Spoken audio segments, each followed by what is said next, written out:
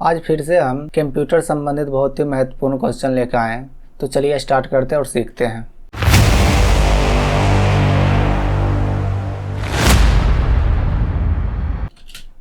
तो पहला क्वेश्चन आपका है, MS एक्सेल में नाम बदलने के निम्नलिखित में से किस तरीकों का उपयोग किया जा सकता है।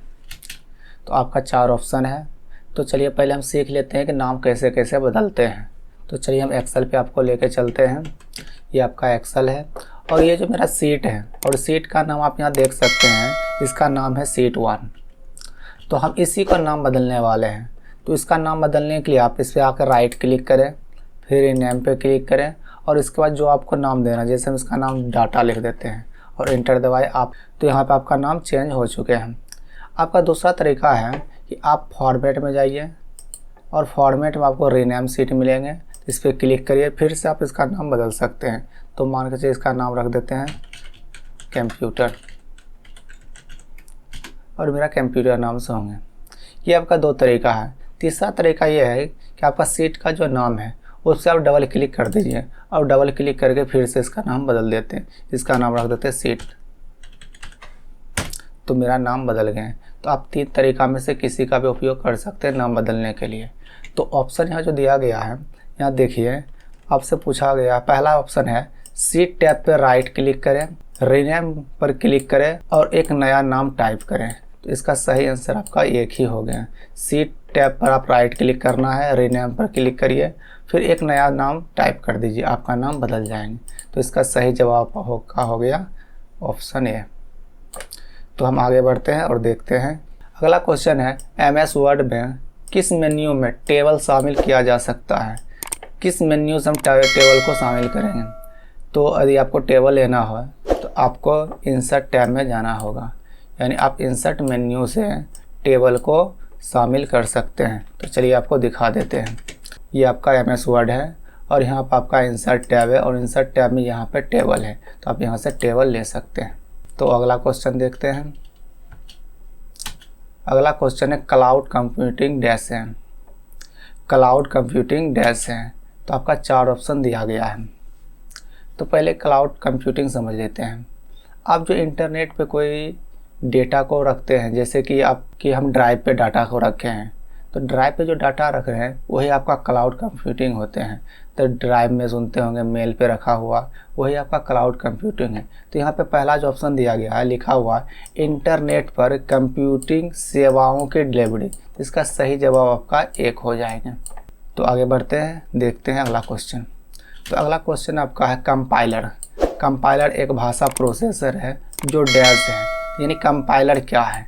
तो आपका 4 ऑप्शन दिया गया है। तो आइए पहले कंपाइलर के बारे में जान लेते हैं। कंपाइलर एक सॉफ्टवेयर प्रोग्राम है जो उच्च स्तरीय प्रोग्रामिंग भाषा में लिखे गए कोड को मशीन भाषा में बदल देते हैं। तो ये कंपाइलर का काम होते हैं कि आपका उच्च स्तरीय प्रोग्रामिंग भाषा को मशीनी भाषा में बदलना।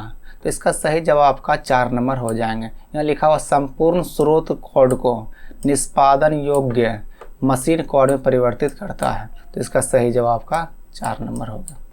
तो आगे बढ़ते हैं और अगला क्वेश्चन देखते हैं।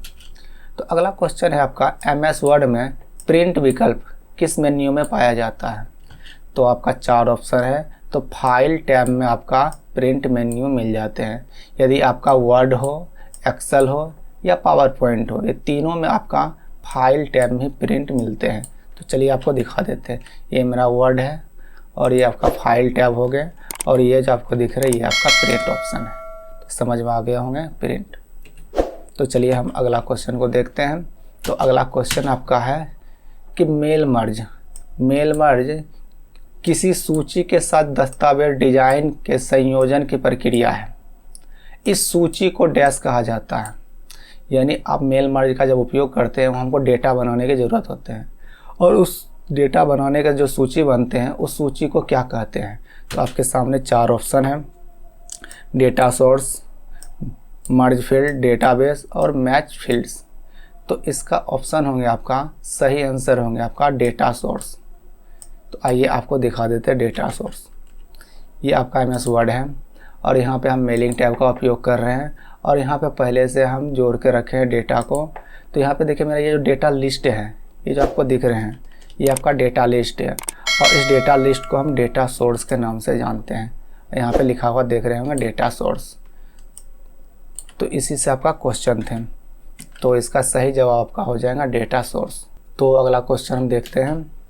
तो नेक्स्ट क्वेश्चन है, कमांड मोड से किसी सॉफ्टवेयर को अनइंस्टॉल करने के लिए पहला कमांड क्या होता है। तो किसी भी आप सॉफ्टवेयर को यदि अनइंस्टॉल करना हो तो अनइंस्टॉल करने के लिए हम कंप्यूटर में कंट्रोल पैनल के पास जाते हैं। यदि हमको कमांड से जब हमको अनइंस्टॉल करना होता है तो सबसे पहला जो कमांड दिया जाता है वो है WMIC, इसका हम इस्तेमाल करते हैं। तो इसका सही जवाब आपका हो गया 2 नंबर। तो चलिए हम आगे बढ़ते हैं और अगला क्वेश्चन को देखते हैं। अगला क्वेश्चन है आपका, डैश एक विशेष कार्य करने के लिए बनाया गया एक तर्कसंगत विशेष प्रयोजन सॉफ्टवेयर है। तो आपका 4 ऑप्शन है, सिस्टम सॉफ्टवेयर, एडवेयर, मेलवेयर और एप्लीकेशन सॉफ्टवेयर।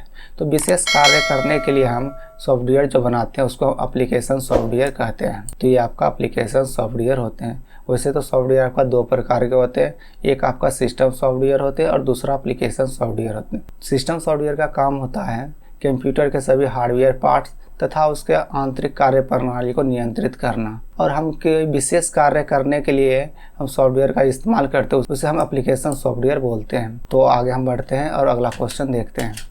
तो अगला क्वेश्चन है, निम्नलिखित में से कौन स्मार्ट आर्ट ग्राफिक्स नहीं है। तो आपका स्मार्ट आर्ट ग्राफिक्स नहीं है।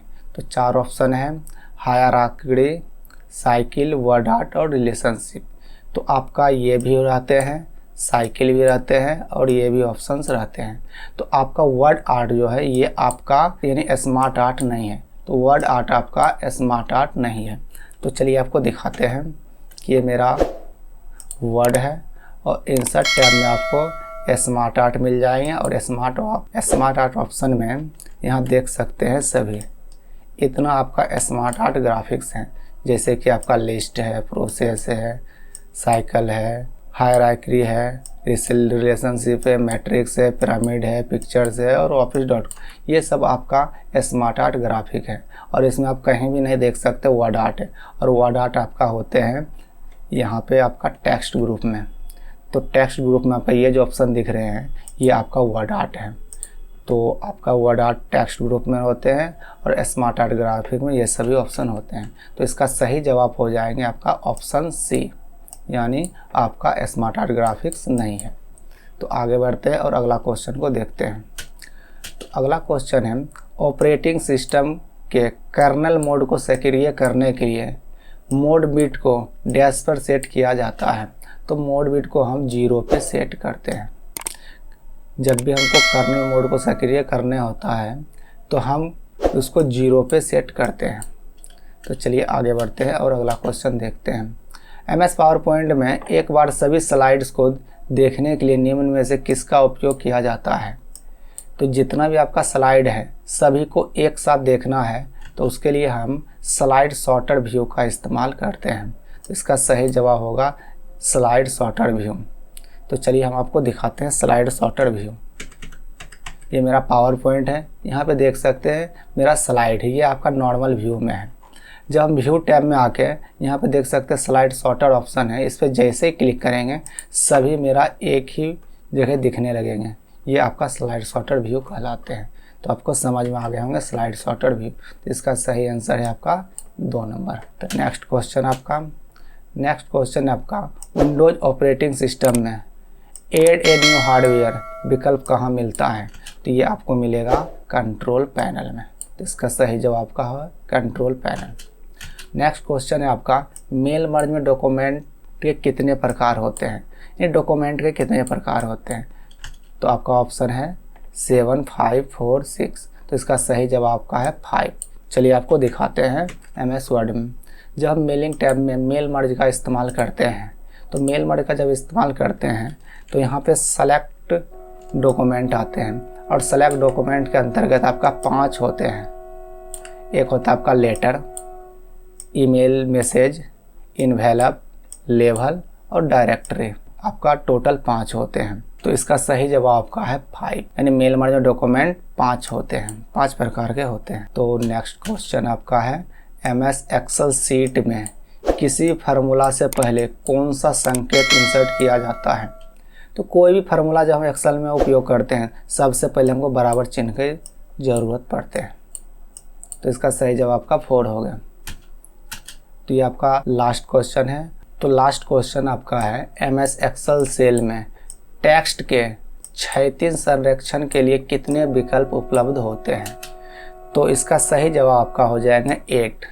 तो चलिए आपको दिखाते हैं सेल टेक्स्ट का हॉरिजॉन्टल कितने होते हैं। तो हम एक्सेल पे आ चुके हैं। यहाँ पे देख सकते हैं अलाइनमेंट ग्रुप है, और अलाइनमेंट ग्रुप ये छोटा सा जो आपका बटन दिख रहे हैं ड्रॉप डाउन बटन, इस पे जैसे ही क्लिक करेंगे तो मेरा खुल के आएंगे फॉर्मेट सेल में टेक्स्ट अलाइनमेंट होते हैं, और यहाँ पे हॉरिजॉन्टल आपको दिख रहे हैं। हॉरिजॉन्टल में आप जैसे इस बटन पे क्लिक करिएगा तो आपको यहाँ पे देख सकते हैं 8 है। तो यहाँ पे आपको ये पहला जनरल हो गए, लेफ्ट इंडेंट होंगे, सेंटर हो गए, राइट इंडेंट होंगे, फिल हो गए, जस्टिफाई होंगे, सेंटर अक्रॉस सिलेक्शन आपका हो गए हैं, उसके बाद डिस्ट्रीब्यूट हो चुके हैं। यानी टोटल आपका हॉरिजॉन्टली 8 होते हैं फॉर्मेट। तो आपको समझ में आ गए होंगे। तो इसका सही जवाब आपका 8 होते हैं। यानी सेल में टेक्स्ट का हॉरिजॉन्टल संरेखण के लिए कितने विकल्प उपलब्ध हैं। तो इसका सही जवाब आपका 8 हो गए। तो आगे बढ़ते हैं। ये आपका पिछले वीडियो का क्वेश्चन है जो कि हम बोले थे इसका जवाब आपको कमेंट बॉक्स में देना है। तो इसका जो सही जवाब आपका होंगे, ये जो क्वेश्चन आपका निम्नलिखित में से कौन सा MS एक्सेल का एक प्रकार का चार्ट नहीं है। तो आपके एक्सेल में लाइन चार्ट होते हैं, बार चार्ट होते हैं, पाई चार्ट होते हैं, और इसका सही जवाब आपका हो जाएगा टेक्स्ट बॉक्स आर्ट। ये आपका नहीं होंगे, ये आपका एक्सेल में नहीं होते हैं चार्ट। तो इस क्वेश्चन का सही जवाब यही हो गया टेक्स्ट बॉक्स चार्ट। उसके बाद हम देखते हैं, ये आपके सामने क्वेश्चन है MS एक्सेल में टेक्स्ट ओरिएंटेशन फंक्शन कहाँ मिलता है। ये आपका 4 ऑप्शन है, और ये लास्ट में जाते जाते आपके लिए क्वेश्चन छोड़ के जा रहे हैं, और इसका जवाब आपको कमेंट बॉक्स में देना है। तो आज के इस वीडियो में इतना ही, मिलते हैं अगले वीडियो में। धन्यवाद।